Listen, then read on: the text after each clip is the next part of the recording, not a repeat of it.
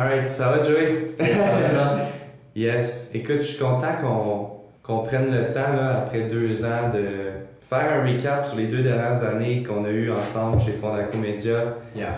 Qu'est-ce qu'on a fait, puis tout ça. Puis couvrir tout plein de sujets, tu sais, parler un petit peu de notre vision, de où est-ce qu'on s'en va, puis tout ça. Je pense que ça va être bon qu'on ait un understanding commun de où est-ce qu'on s'en va, puis qu'on puisse mastermind un petit peu là-dessus. Ça te convient? 100%, let's go. Good.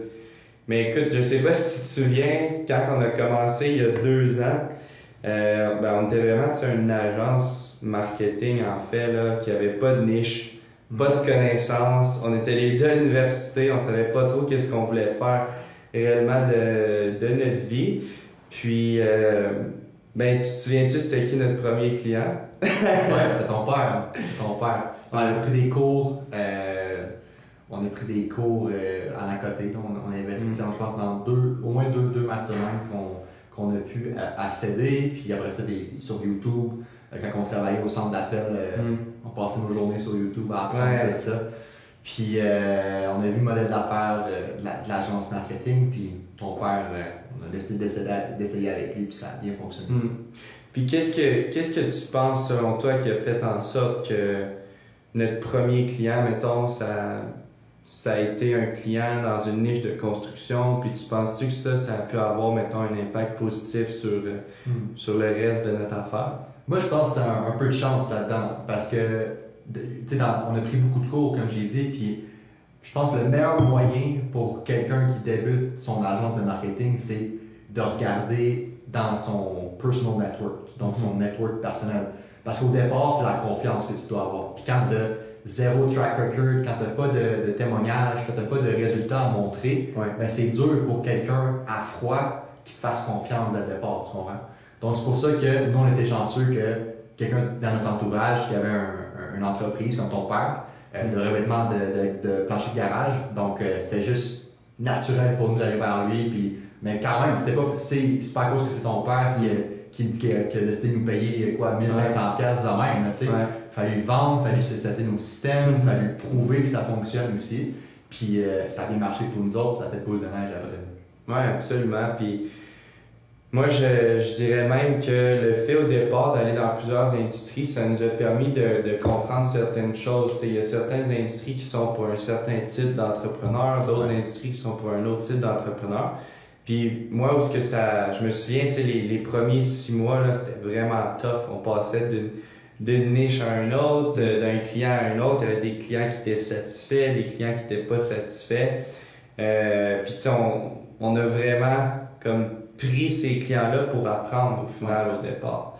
Pour moi, le déclic, ça a vraiment été quand on a décidé de faire le switch vers les conseillers en sécurité financière. C'est sûr que quand on a commencé, on a décidé d'aller partout au Canada, de se diviser partout. Je pense que ça n'a pas été une bonne décision de notre part, mais je suis curieux de savoir, toi, qu'est-ce que tu penses de ça? Ouais, écoute, je pense que c'était... on a juste essayé de calquer le modèle qu'on faisait avec les autres industries, dans l'industrie du conseiller, des conseillers en sécurité financière, puis on s'est dit, écoute, le Canada, c'est un plus gros marché, on va aller en anglais, c'est plus gros, tout ça. Et puis ça a fonctionné, on a eu une dizaine de clients là-dedans, puis on était dans le modèle retainer dans ce temps-là, donc ils nous payaient pour nos services séparés des publicités. Donc, dans le fond, c'est chacun des conseillers était individuellement avec nous. On faisait des pubs sur leur compte à eux et non, c'est pas nous qui géraient tout ça pour eux. Donc, mais c'est quand on a fait le switch d'y aller, OK, on va vraiment niche down, donc vraiment spécifiquement les conseillers en sécurité financière qui vendent de l'assurance vie puis qui parlent français. Je pense qu'on a vraiment été pinpoint là-dedans qu'on a pu update nos systèmes et nos skills. Oui, puis je pense que qu'est-ce qui a fait une grosse différence au début aussi, c'est qu'on avait... Puis c'était pas une mauvaise décision, mais au début, ce qu'on a fait, c'est qu'on a décidé d'engager un media buyer qui était déjà un excellent media buyer, un des meilleurs media buyers au Québec, même, qui était sur son come-up. Puis on était chanceux, shout-out à Brice, si tu écoutes ça en ce moment. Ça a vraiment été un bel atout pour notre équipe. Il nous a permis d'apprendre énormément, super rapidement. Surtout de moi, vu que c'est moi qui ai un peu pris ce rôle-là, takeover marketing. Brice, il m'a appris énormément là-dessus. Mais tu as raison, c'était quand même une erreur. Mais pas une erreur, on a appris de ça. Ouais. Puis je pense que la meilleure décision qu'on a pu faire, c'est de se dire, OK, il faut qu'on prenne ça en main. Puis nous-mêmes, on apprenne comment faire ça parce que c'est le core de notre service. Puis ça, si on regarde la dernière, mettons les derniers 12 à 18 mois, c'est phénoménal la progression que toi tu as faite en termes de media buying. C'est vraiment le jour et la nuit. Puis je tiens à te féliciter d'ailleurs pour ça. Là. Ouais, 100%. Puis j'apprécie aussi. Puis aussi, ça, c'est un gros turning point, un point pivot dans notre croissance. C'est quand on a décidé de séparer nos rôles. Au départ, moi, je faisais des appels de vente, je m'occupais du marketing, du support client, puis toi, tu faisais aussi la même chose. Les deux, on faisait la même chose, mais moitié-moitié. Ouais. Puis, on s'embarquait dessus, on n'était pas content sur ce que je faisais, sur ce que tu faisais. Puis, c'est là que on a rencontré un de nos mentors, William, qui est co-fondateur en fait de Collage Digital, qui aide les courtiers immobiliers avec le marketing en ligne. Puis, aussitôt qu'on lui a dit un peu notre système, il a dit ouais, les gars, faut que vous séparez vos rôles, faut que vous vous focalisez sur un skill, puis que vous donnez le meilleur là-dedans. C'est ça qu'on a fait. Pavel était naturellement meilleur en vente, donc il a décidé de prendre tous les appels de vente, puis tout ce qui est opérations, il a tout pris ça en charge. Puis moi, j'avais aucune expérience en marketing, j'étais pas naturellement bon en marketing, mais c'était ça ou rien. Il dit, moi le prendre, c'est pas le choix.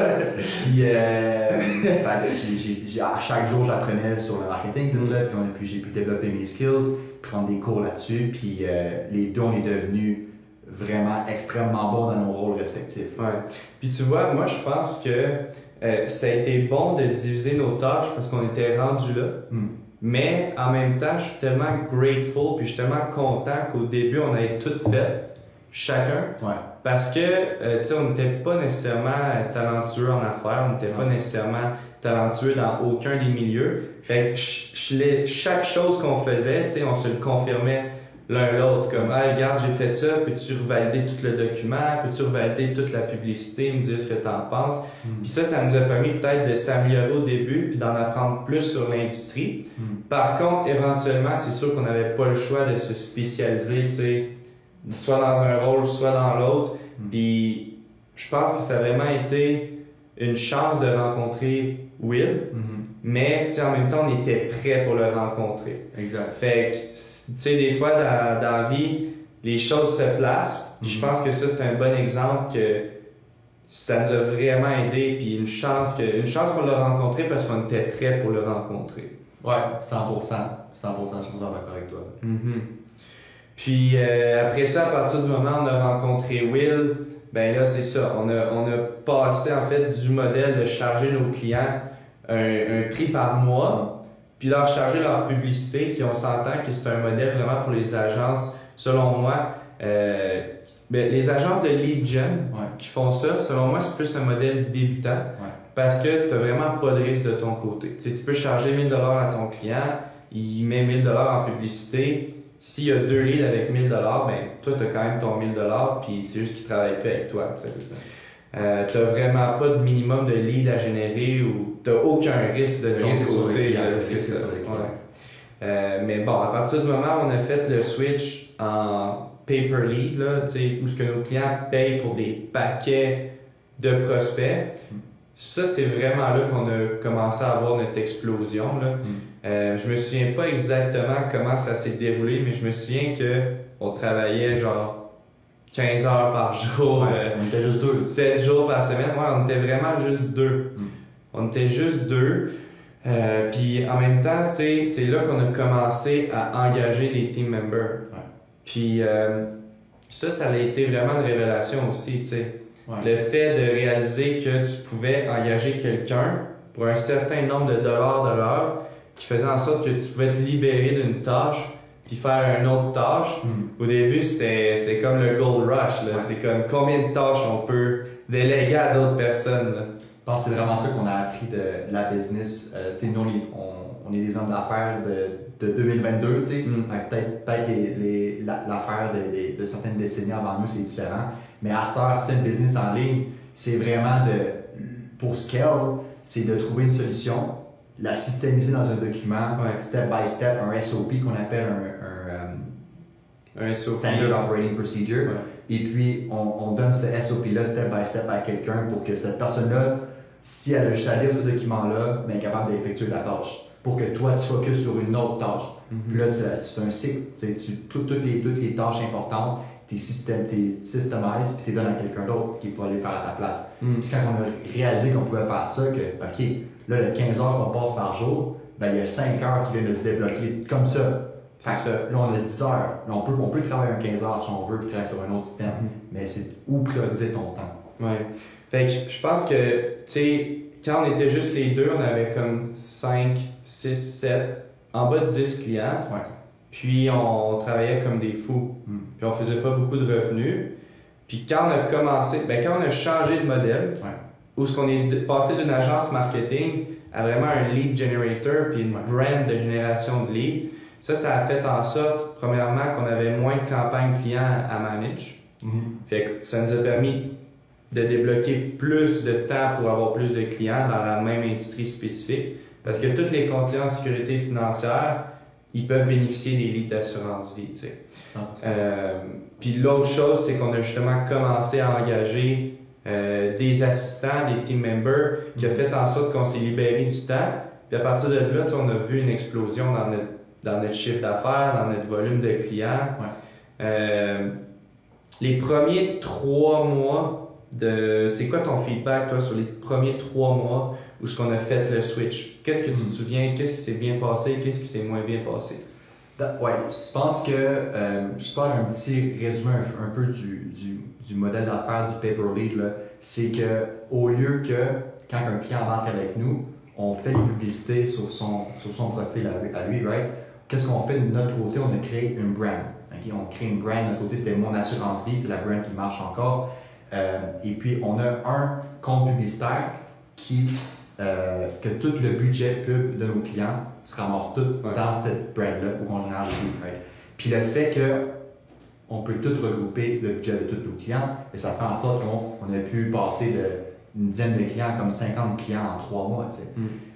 Mais je pense que dans ces 3 mois-là, c'était beaucoup de tests qu'on a fait avec cette brand-là. C'est ça qu'on a vraiment plus été focus sur l'assurance vie, générer des leads d'assurance vie pour nos clients, comment s'assurer que nos clients aient du succès. On a eu plein de problèmes qui est arrivé que nos clients avaient les mêmes leads, mais 2 résultats différents, des appels de performance avec les clients moins contents, des appels de clients super contents. Donc, c'était beaucoup de management. Je pense que c'est vraiment le support client qui est devenu super important de notre business dans ces 3 premiers mois-là. Moi, de ce que je me souviens des 3 premiers mois où on a fait le switch dans ce modèle-là, en fait, c'est qu'on avait énormément de SOP à faire. Ce qu'on a fait, c'est que là, en ce moment, on est dans la game de déléguer nos tâches à d'autres personnes pour pouvoir travailler sur des stratégies plus high level. Fait que moi, je me souviens, passer peut-être un 5, 6, 7 heures par jour à écrire des SOP, prendre des rencontres de vente avec des clients, puis essayer de former des nouveaux team members. Puis on s'entend que, moi je suis pas gêné de le dire, dans ces premiers 3 mois-là, on a vraiment brûlé beaucoup de clients. Puis le marketing en ligne, c'est du testing continu. Okay? Il y a personne qui en ce moment a la solution qui va être la solution dans 3 mois. Fait que même si on a brûlé les clients, on n'avait pas le choix de faire ça. Puis c'est pas comme si on s'attendait puis on voulait faire ça. T'sais, on mettait tout l'effort nécessaire pour leurs résultats, pour les optimiser, mais ça a fait en sorte aussi qu'eux, ils développaient un projet avec nous. Puis ils étaient au courant qu'on débutait.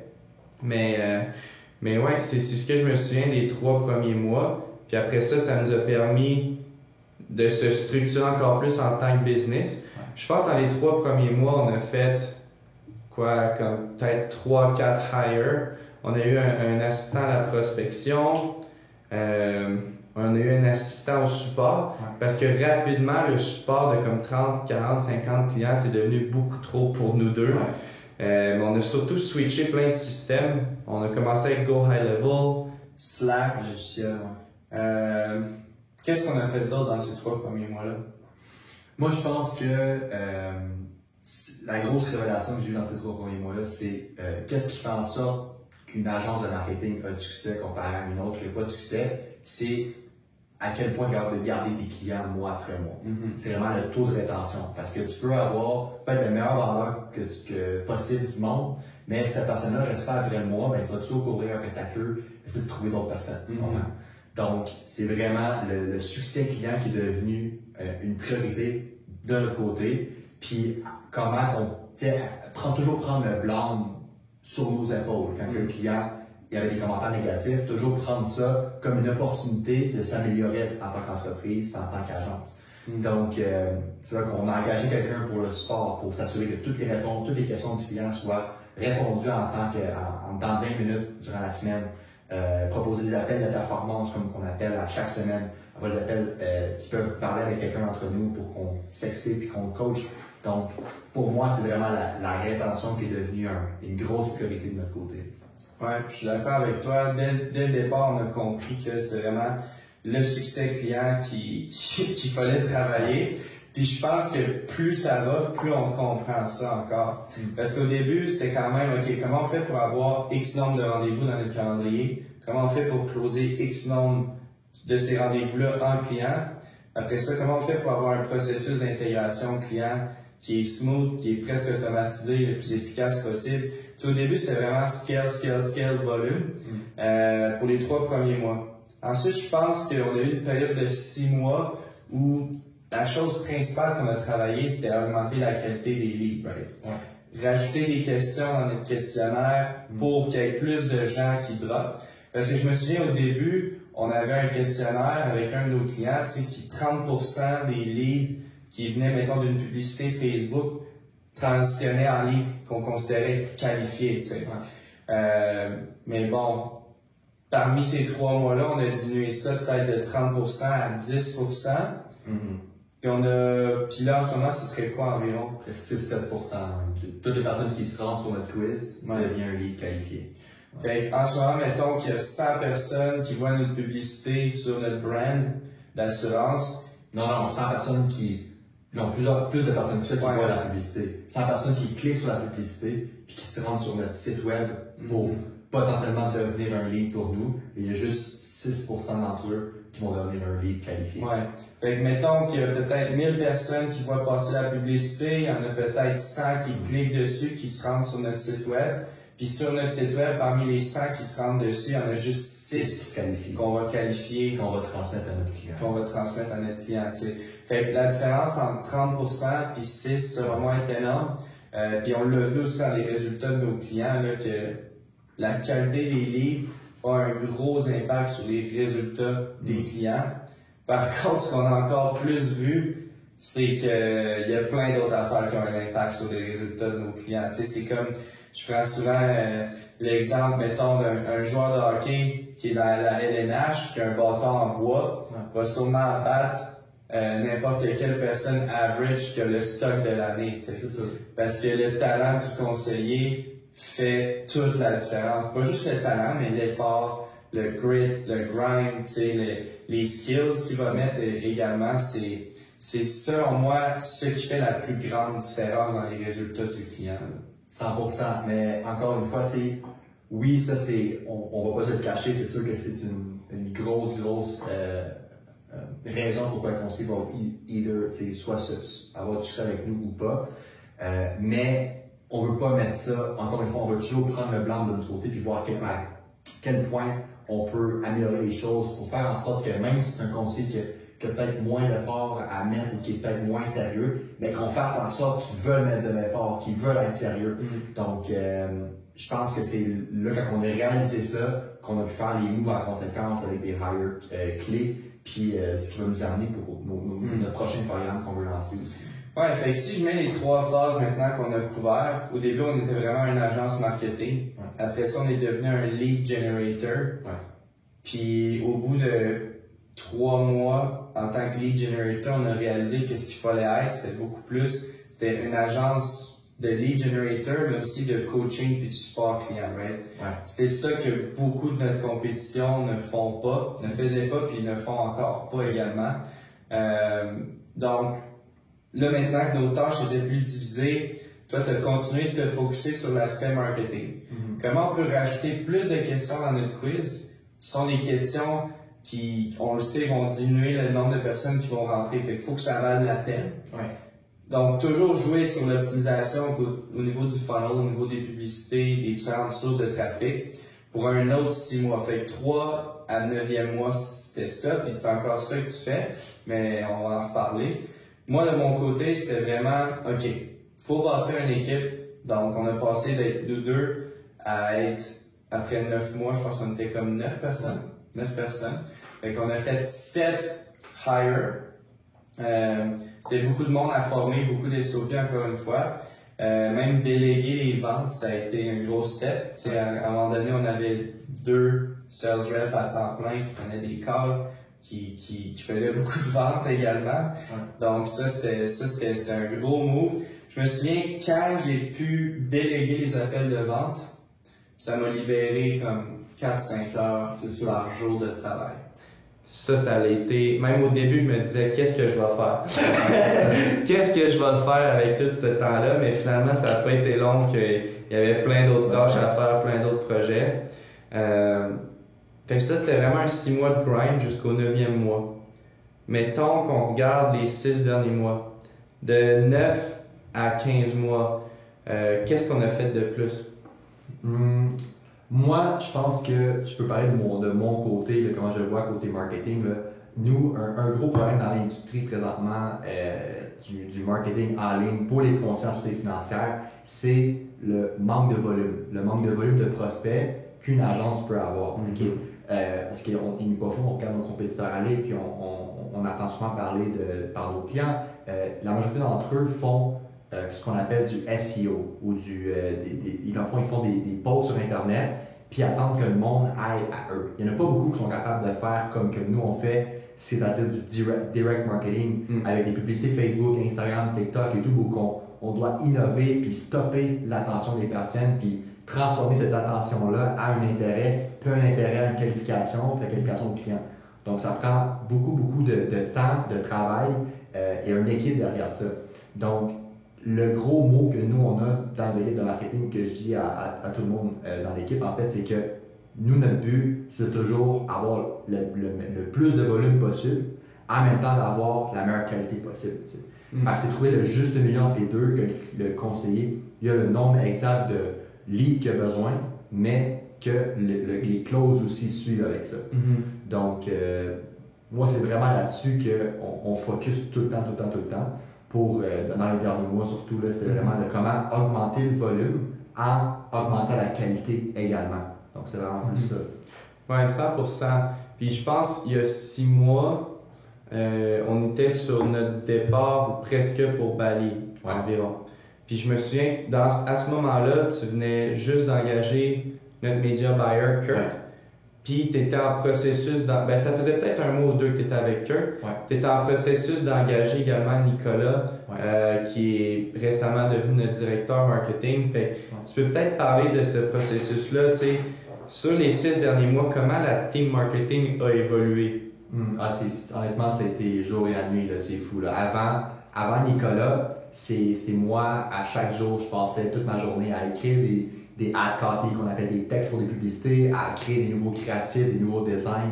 Et puis Kurt, son rôle, lui, c'était de jouer avec le data, les données. Donc s'assurer qu'on est toujours, on suit les KPI, on est toujours dans les métriques qu'on veut. Et puis moi, c'est de créer des nouveaux concepts, créer des nouveaux textes, des nouvelles images, des nouveaux headlines pour nos pubs. Donc, parce que nous, qu'est-ce qu'on fait, c'est à chaque semaine, on fait environ 3 à 5 tests qu'on lance à chaque semaine. Et puis, on garde toujours ceux qui fonctionnent, right?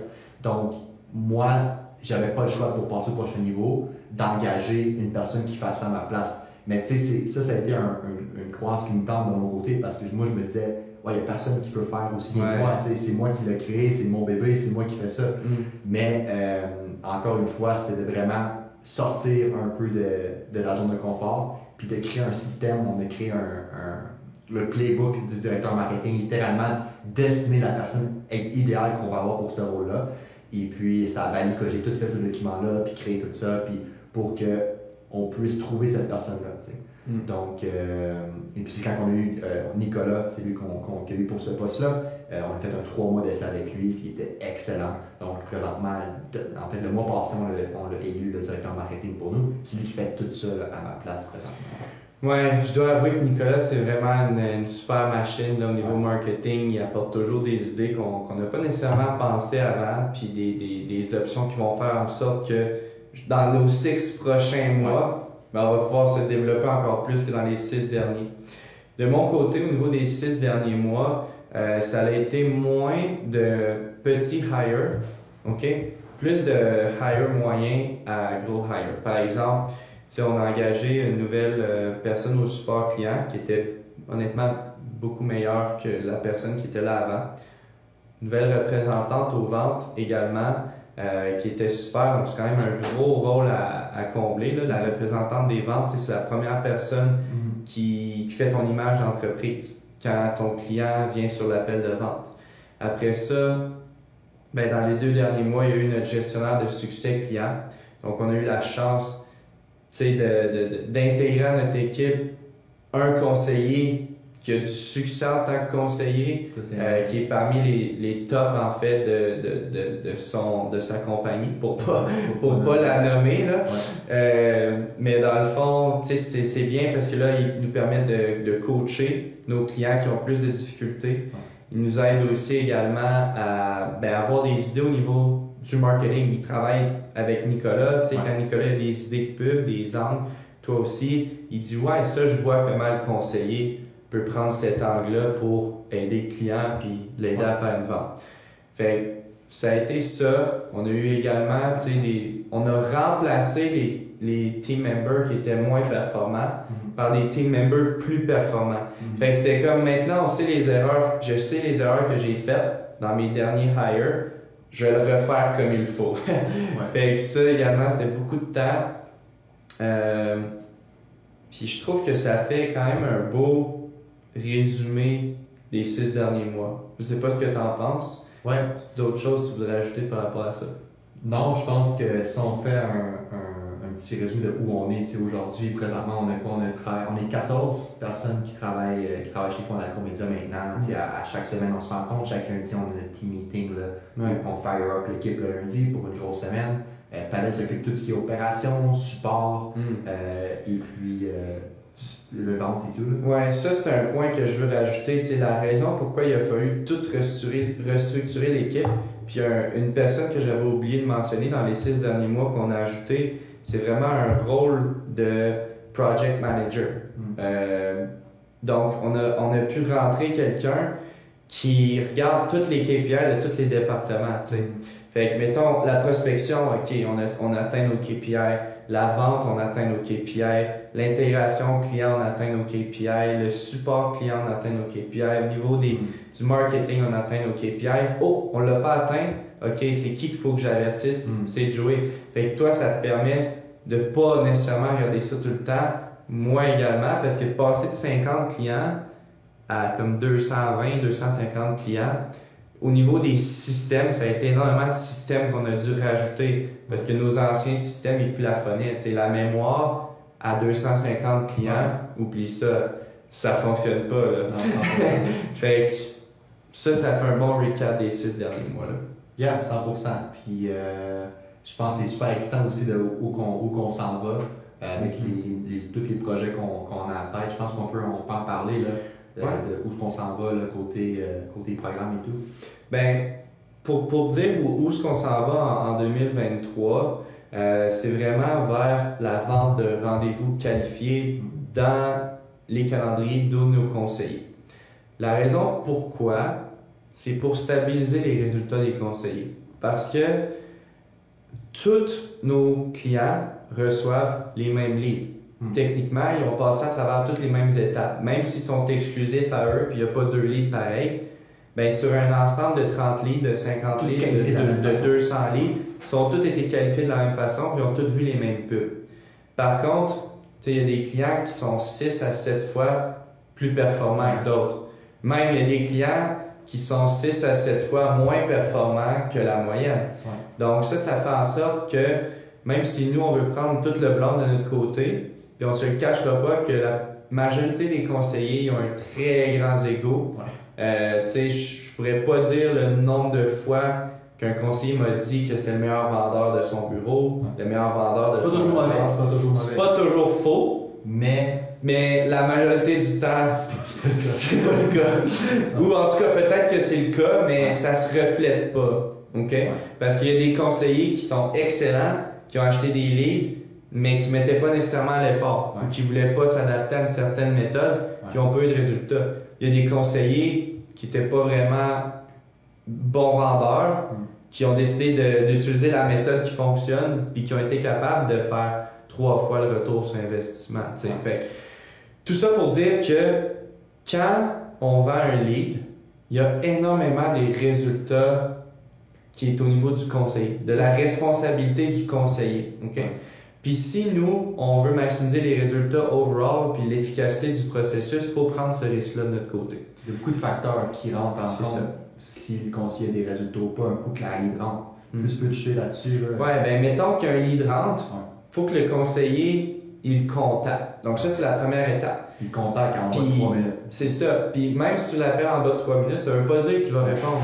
Fait qu'il faut comprendre que le taux de contact, ça, c'est entièrement la responsabilité du conseiller. OK? Est-ce que tu vas faire 10 appels en une semaine? Est-ce que tu vas faire 2 appels en 2 semaines? Est-ce que tu vas envoyer un email qui incite la personne à te répondre? Est-ce que tu vas envoyer un mauvais email? Tu vas-tu laisser un message vocal? Tu n'en laisseras pas. Est-ce que tu vas texter un long texto qui fait en sorte que la personne ne le lit pas, ou tu textes un texto qui fait en sorte que la personne te répond. Fait qu'il y a énormément de variables dans le taux de contact que nous, malheureusement, même si on émet des recommandations, on ne peut pas contrôler si le conseiller le fait ou pas. Puis même que nos recommandations, c'est pas la science infuse, c'est juste qu'est-ce qui fonctionne pour d'autres clients qui, eux non plus, n'ont pas la science infuse. C'est comme tout le monde essaye de figure out comment on peut s'améliorer, mais c'est pas facile quand c'est pas toi qui contrôle toutes les pistes du puzzle en tant qu'entreprise. Fait un coup que tu as réussi à contacter ton client, faut que tu sédules le rendez-vous avec lui. Est-ce que tu vas décider de séduler un rendez-vous, exemple, par Teams? Tu vas-tu faire un appel de 30 secondes? Oui, je vous rappelle, lundi, on se parle sur Teams. Ou est-ce que tu vas faire une grande majorité de ton ABF sur le premier appel? Est-ce que la personne va accrocher avec toi? Est-ce qu'elle va dire, lui, je le truste pas trop? Il y a énormément de variables également dans céduler le rendez-vous, puis augmenter le nombre de rendez-vous que tu peux céduler à partir de tes contacts. Même quand tu arrives avant le rendez-vous, entre les deux, il y a combien de personnes qui vont se présenter à ton rendez-vous? C'est quoi ta structure entre j'ai un rendez-vous cédulé, mettons que je l'ai cédulé parfaitement mon rendez-vous. Maintenant, comment je fais pour m'assurer que la personne se présente? Parce que c'est pas un rendez-vous quand c'est pas présenté. C'est ça. Parce qu'on s'entend que personne n'a le goût de rencontrer un conseiller pour rencontrer un conseiller. OK? Ça, il faut le savoir. Il n'y a personne qui veut rencontrer un conseiller. Personne. Par contre, tout le monde est prêt à régler leurs besoins. Exact. Donc, selon la façon que la rencontre est cédulée, ça peut avoir un gros impact sur le show-up rate. Mais aussi, il y a plein de nos clients qui n'avaient pas nécessairement structure de rappel.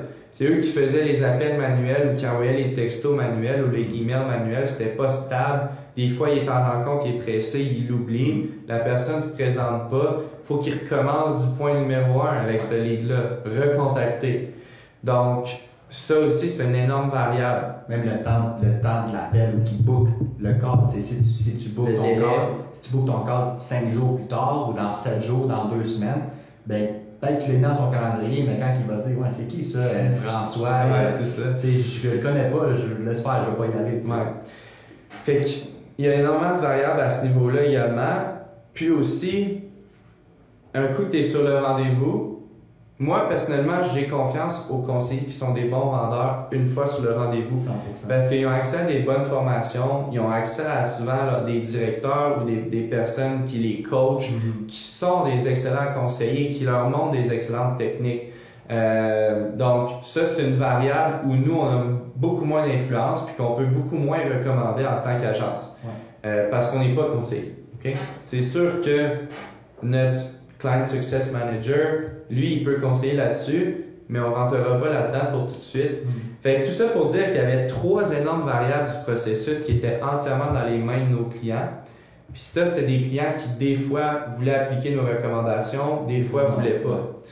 Donc, en transitionnant vers le rendez-vous, où ce que notre client, il n'a pas besoin de générer le lead, il n'a pas besoin de contacter le lead, il n'a pas besoin de séduire le rendez-vous quand il le contacte, il n'a pas besoin non plus de faire les rappels pour le rendez-vous, il a seulement besoin de se présenter à la rencontre puis faire ce qui est bon.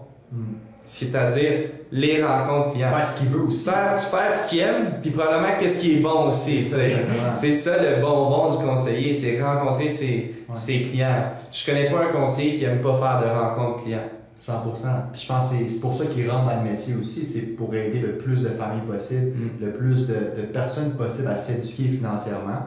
Puis si, tu imagines, tu es un conseiller présentement, là, puis tu n'as aucune prospection à faire, tu travailles un lundi matin, puis tu as déjà tes 15 rendez-vous de cédule dans ton calendrier, tu n'as pas à te poser de questions s'ils vont se présenter ou pas, c'est pas dans tes mains, c'est les mains de fond d'ACO. Puis tout ce que tu as à faire, ok, tu as un rendez-vous là, tu te présentes, t'aides le conseiller, t'aides le client qui, pour peu importe ce qu'il a besoin, tu passes au prochain, t'aides d'autres personnes, tu sais. C'est un peu ça notre but, là. Absolument. Fait que, en ce moment, moi, qu'est-ce que je suis en train de travailler, c'est vraiment bâtir le centre d'appel avec les téléphonistes. Puis je suis agréablement surpris des résultats qu'on a été capable d'avoir juste dans le dernier mois, tu sais. C'est fou à quel point, quand on contrôle les pistes du puzzle, on peut aller chercher des résultats. Parce que, tu sais, les téléphonistes, on se le cachera pas, c'est des membres de notre équipe à l'interne. Fait que, qu'est-ce que je leur dis? Qu'est-ce qu'on leur dit? Ils l'écoutent puis ils le font. 100%. Tandis que le client, il n'est pas obligé de nous écouter. Il fait ce qu'il veut. Au final, lui, il paye puis il fait ce qu'il veut. Tandis que eux, ben, c'est nous qui les payent. Puis il faut qu'ils fassent ce qu'on demande, de la façon qu'on le demande. Puis en même temps, ça maximise leurs résultats puis ils sont payés plus cher quand ils performent. Fait c'est vraiment un win-win pour tout le monde. Puis moi, en ce moment, je suis tellement content de comment ça se passe. Parce que je vois à quel point le processus il va être plus efficace que quand les conseillers le font. 100%. Puis on a fait le test avec 4-5 conseillers à date là, pour... à date, 1, 2, on a fait le test avec 8 conseillers à date. 8 conseillers, puis on a juste des commentaires positifs sur ça. Le but, c'est vraiment de simplifier le travail qu'un conseiller peut avoir, puis de juste lui permettre de focaliser dans quoi qu'il est déjà bon, tu sais. Puis dans quoi on peut avoir un partnership ensemble ou que les deux c'est win-win, les deux on peut se baser sur l'un et l'autre pour les résultats du client. Ouais, parce que tu sais, un autre point aussi, on a eu énormément de clients, exemple, qui nous ont payé 2000 $, puis un mois plus tard, ils avaient fait 4000 $, right? Ou même certains clients qui, exemple, nous ont payé 2000 $, puis un mois et demi plus tard, il avait fait 6 000 $. Mais il n'était pas content. Non. Parce qu'il trouvait que l'effort qu'il avait mis pour faire ce profit-là, ben ça valait pas leur temps parce qu'il aurait pu voir des clients existants ou faire d'autres choses. Puis je les comprends en même temps. On travaille quand même avec beaucoup de clients qui sont des top conseillers. Puis ça vaut pas nécessairement leur temps. Ça, c'est un gros point que plusieurs personnes oublient, surtout en business, dans ton offre. Oui, il y a le retour sur investissement que tu vas faire aux clients en termes d'argent, mais à quel point tu es capable d'y faire ce retour-là en argent avec le moins d'efforts et le moins de sacrifices possible. C'est là que tu trouves le jackpot. C'est capable de faire beaucoup d'argent à quasiment aucun temps d'investissement. Ben, tu serais stupide de ne pas t'embarquer là-dedans. T'sais. Exactement. Puis c'est pour ça que cette offre-là est bien meilleure. Parce que là, je peux pas imaginer un conseiller qui se présente à des rendez-vous séduits dans son calendrier, qui fait des ventes, puis mettons, il double son investissement en un mois, juste en allant aux rencontres, ben je peux pas m'imaginer qu'ils trouvent pas que ça vaut la peine de le faire. Même, tu sais, 2X, c'est pas sûr qu'on va... Puis selon les tests qu'on a jusqu'à maintenant, c'est plus rentable que les leads. Ouais. Donc c'est positif à ce niveau-là également. Puis niveau équipe, tu sais, la transition qu'on va devoir faire, ben, c'est bâtir un call center. Ça nous prend du monde qui appelle en 3 minutes toutes les leads tout le temps. On génère beaucoup de leads tous les jours. Fait que ça, c'est énormément de nouveaux team members qu'il faut intégrer. Puis ça va faire en sorte que, tu sais, on a fait notre game plan là, de Fondaco de la prochaine année, tu sais, des 12 prochains mois. Puis il va falloir passer, tu sais, de 14 team members à 40. Ouais. Avec le goal. Des 250 clients actifs récurrents là, chaque mois qui reprend des packs avec nous. Puis oui, peut-être ça va nous demander d'expandre en France, d'expandre en Europe, dans les pays d'autres francophones, vu qu'on veut rester en français. Mais pour atteindre ces 250 clients-là qui restent avec nous, qui sont satisfaits avec nous, ben il faut que l'équipe suive. Parce que là, tu penses qu'il faut passer de 14 team members à une quarantaine. Puis le fait de diviser ce plan-là en quarts, les quarts de l'année, Q1, Q2, Q3, Q4, ça permet de voir comment ça va se passer. Fait qu'il y a beaucoup de nouveaux hires qui s'en viennent. Il va falloir engager des gestionnaires surtout. Un gestionnaire de la prospection, gestionnaire des ventes, gestionnaire des intégrations, même si on en a déjà un. Gestionnaire du marketing, on en a déjà un également, le directeur marketing Nicolas. Puis gestionnaire du succès client, on en a déjà un. Fait que, au début, le step, c'est engager les gestionnaires. Ensuite, eux bâtissent leur équipe dans leur département, comme s'ils géraient leur propre entreprise. Mettons, tu es gestionnaire de la prospection, tu as ton entreprise de prospection au sein de Fondaco Média. Tu as un budget à respecter, tu as des KPI à respecter, puis là, à partir de là, c'est toi qui engages les personnes que tu as besoin. Il est payé à la performance. Le plus d'argent que tu as fait en entreprise, le plus tu en fais. C'est pas juste nous qui s'en met les poches. On veut vraiment que tout le monde qui embarque dans Fondaco, qui récolte les fruits de leur travail. 100%. Ça, je pense que c'est une autre chose qu'on a appris, c'est à quel point il faut pas être greedy. On a souvent vu, mettons, des clients qui étaient greedy, on a tout simplement décidé d'arrêter de travailler avec eux. Quand nous, on essaie de bâtir quelque chose de gros qui va aider toute une industrie, parce que c'est ça la vision qu'on a, on veut pas s'ostiner avec un client parce qu'il y a eu un lead, mettons que la personne elle avait dit qu'elle gagnait 60 000 par année, mais finalement elle gagne 34 000 par année. Oui, c'est une erreur, mais c'est comme on veut pas avoir à gérer ça. Ça, c'est quelque chose qu'on a définitivement appris. S'entourer des bons clients, right? Ouais, c'est sûr. Être plus sélectif dans les clients qu'on a, ça c'est 100%. Quelque chose qui a fait une grosse différence aussi dans à quel point on est heureux de faire ce qu'on fait tous les jours, puis à quel point moi je me sens plus fulfilled à travailler avec ce genre de personnes-là qui sont là pour gagner. Puis maintenant, c'est un gros move qu'on a fait dernièrement que le premier pack que nos clients prennent avec nous, c'est vraiment une période probatoire qu'on offre pour voir si on travaille bien ensemble. Parce que si on ne s'entend pas, nous, chaque client qu'on embarque, on veut passer des années avec eux si ça convient aux deux. Donc, au premier paquet, c'est vraiment d'apprendre à voir si on peut travailler ensemble. Puis si le conseiller est capable de performer avec nos leads, c'est après ça qu'on a plein d'autres offres qu'on peut donner qui vont lui permettre justement d'avoir des meilleurs résultats, comme avoir de leads la fin de semaine, les offres des rendez-vous. Pour l'instant, on n'offre pas ça au premier client. Exact. Donc, on veut vraiment s'assurer de s'entourer des meilleurs conseillers, ceux qui peuvent avoir du succès puis être contents de travailler avec nous. Parce que le premier paquet de leads, c'est vraiment le plus dur à rentabiliser. Puis c'est pas un hasard. Parce qu'on sait que si tu réussis à rentabiliser ton premier pack, tu vas avoir du succès avec nous longtemps. Parce que tes autres packs d'après, tu vas avoir accès à des meilleures offres plus avantageuses pour toi, puis pour nous également. Et c'est toujours un win-win. Puis je pense qu'à ce niveau-là, on s'en va vraiment dans la bonne direction. Yeah, 100%. Fait que tu as touché un peu l'expansion en France. Notre vision par rapport à l'expansion en France, c'est qu'en ce moment, notre focus, c'est bâtir le centre d'appel au Québec avoir un produit qui est tellement bon que les conseillers peuvent pas s'en passer. OK? Donc, que ça se réfère naturellement parce que tu veux aider ton collègue qui a peut-être plus de difficultés, whatever. Ton collègue, il a pas de difficultés, mais il en veut plus. Ben là, notre offre est là pour lui, puis on sait que ça marche. À partir du moment où on a cette réputation-là ici au Québec, puis ce produit-là qui est vraiment insane, mais là, on va copier-coller ça en France, dans un marché qui est 10 fois plus haut. Puis notre directeur marketing qui est français, donc lui il habite en France, donc ça va être un gros un point d'entrée là, pour nous dans ce marché-là. Puis il nous a dit c'est la même demande est autant en France qu'ici. Exactement. Sauf qu'il y a 64 millions. Ouais, ben dans le fond, si je me trompe pas, c'était un marché qui est environ 8 à 10 fois plus gros que le marché au Québec. Ouais. Donc à ce niveau-là, c'est super intéressant pour nous, là. Puis je suis curieux de te poser la question, Joey, selon toi, c'est quoi le plus gros problème dans l'industrie marketing en ligne pour les conseillers en sécurité financière au Québec présentement? Je pense que j'ai touché là-dessus un peu tantôt, là, mais c'est vraiment de combiner le volume et la qualité.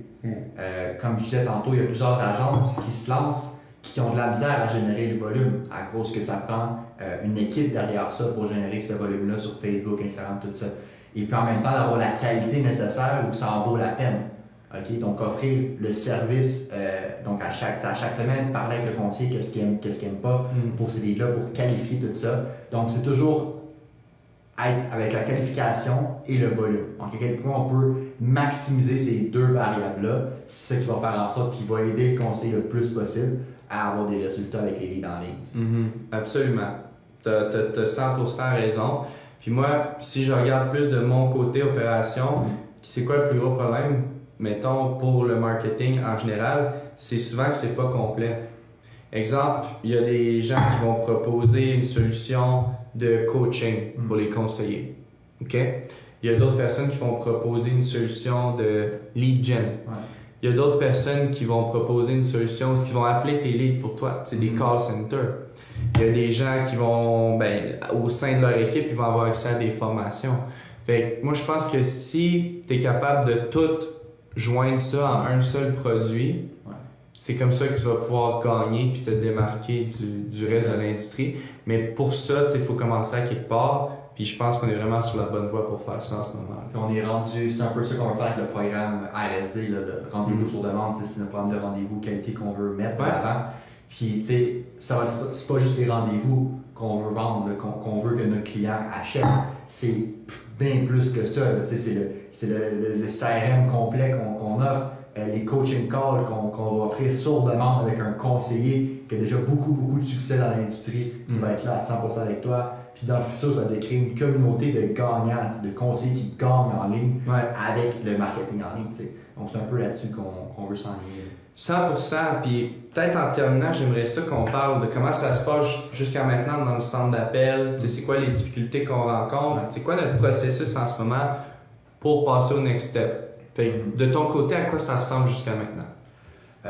Moi, honnêtement, comme je l'ai dit tantôt, je suis hyper surpris aussi là, de l'efficacité qu'on va pouvoir atteindre avec ça. Là, présentement, c'est de former l'équipe, s'assurer qu'on a une équipe vraiment de superstars, de téléphonistes qui connaissent le milieu. C'est pas les téléphonistes qu'on a pognés, qu'on a garoché de même dans les appels. T'sais. On leur a fait apprendre sur l'assurance vie, sur comment ça fonctionne, sur qu'est-ce que nos conseillers veulent, le genre de rendez-vous qu'ils veulent avoir. Puis les rémunérer en fonction de ce que le conseiller veut.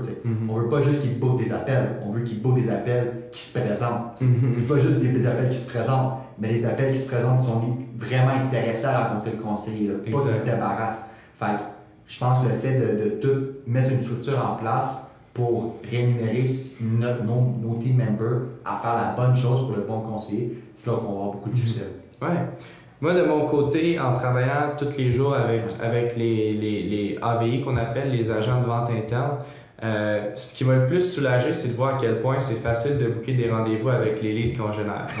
Parce que, tu sais, on n'avait jamais appelé nos leads, mais on avait du feedback de plein de clients, comme un client qui jure que sur nos leads, un autre client qui crache sur nos leads, Puis tout ce qui existe entre les deux, on l'a vu. Fait que le fait de voir que quand quelqu'un suit notre processus, les téléphonistes, ils n'ont aucune difficulté à booker des appels, ça pour moi, ça a été un grand soulagement parce que ça veut dire qu'on fait la bonne chose au niveau du marketing. 100%.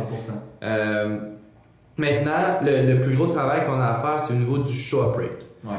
Parce que dans notre première semaine de testing, si je break down un peu les résultats, exemple sur 10 rendez-vous qu'on cédulait, il y en avait 3 qui se présentaient à la première rencontre, il y en avait 3 qui textaient le conseiller pour recéduler un autre moment, puis il y en avait 4 qui se présentaient pas. Ouais. Fait en même temps, c'est beaucoup mieux, beaucoup moins de travail pour le conseiller que de devoir appeler les leads, exemple, appeler 50 leads 300 fois sur un mois. Par contre, c'est frustrant quand tu as booké une heure dans ton calendrier puis